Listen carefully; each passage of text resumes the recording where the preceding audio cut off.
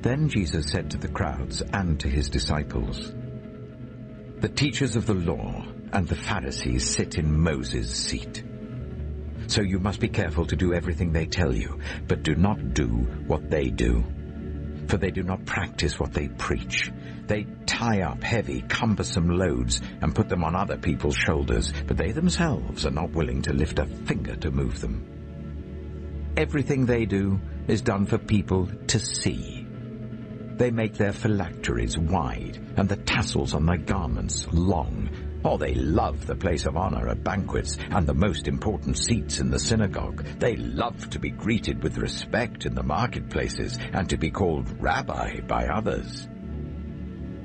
But you are not to be called rabbi, for you have one teacher, and you are all brothers.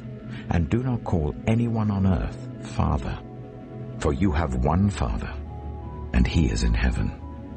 Nor are you to be called instructors, for you have one instructor, the Messiah. The greatest among you will be your servant, for those who exalt themselves will be humbled, and those who humble themselves will be exalted. Woe to you, teachers of the law and Pharisees, you hypocrites! You shut the door of the kingdom of heaven in people's faces. You yourselves do not enter, nor will you let those enter who are trying to. Woe to you, teachers of the law and Pharisees, you hypocrites! You travel over land and sea to win a single convert, and when you have succeeded, you make them twice as much a child of hell as you are. Woe to you, blind guides! You say, if anyone swears by the temple, it means nothing. But anyone who swears by the gold of the temple is bound by that oath. Oh, you blind fools! Which is greater, the gold or the temple that makes the gold sacred? You also say, if anyone swears by the altar, it means nothing.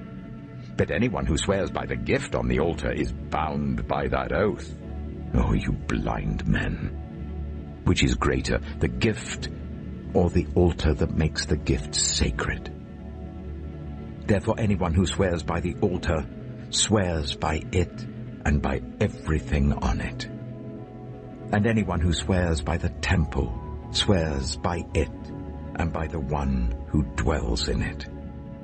And anyone who swears by heaven swears by God's throne and by the one who sits on it. Woe to you, teachers of the law and Pharisees, you hypocrites! You give 1/10 of your spices, mint, dill, and cumin, but you have neglected the more important matters of the law, justice, mercy, and faithfulness. You should have practiced the latter without neglecting the former. You blind guides!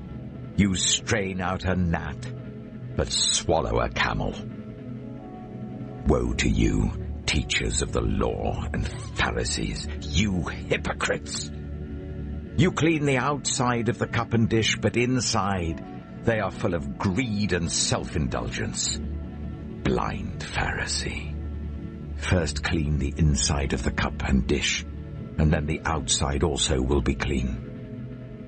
Woe to you, teachers of the law and Pharisees, you hypocrites!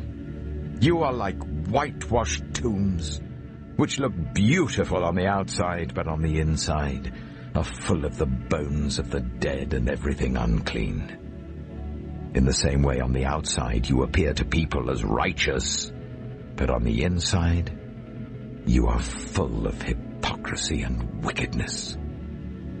Woe to you, teachers of the law and Pharisees, you hypocrites! You build tombs for the prophets and decorate the graves of the righteous. And you say, if we had lived in the days of our ancestors, we would not have taken part with them in shedding the blood of the prophets. So you testify against yourselves that you are the descendants of those who murdered the prophets. Go ahead then, and complete what your ancestors started. You snakes. You brood of vipers. How will you escape being condemned to hell?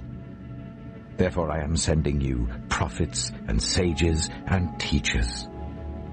Some of them you will kill and crucify.